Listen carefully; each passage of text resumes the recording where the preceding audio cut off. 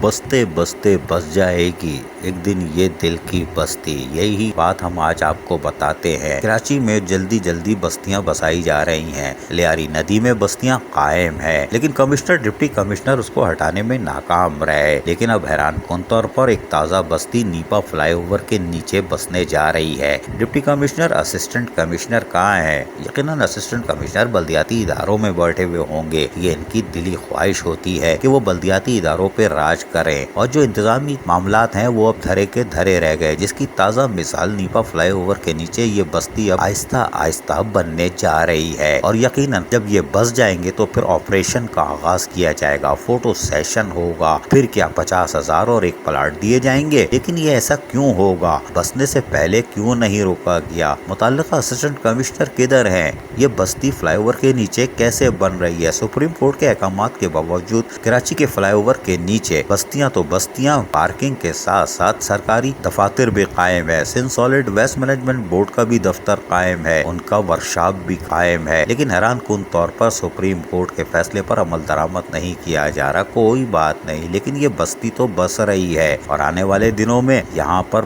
جہاں لوگوں کا قیام و طعام ہوگا وہیں ٹھیلے بھی نظر آئیں گے، جیسے ناظم آباد فلائی اوور کے نیچے ہوتا ہے، اور پھر یہاں سے آمدنی کا سلسلہ شروع ہوگا، چاہے وہ لینڈ والے ہوں یا کوئی اور، یہاں سے بھتے بھی شروع ہوں گے۔ بستے بستے بس جائے گی ایک دن اس دل کی بستی۔ عزیز عارف، KBS بلدیاتی نیوز، کراچی۔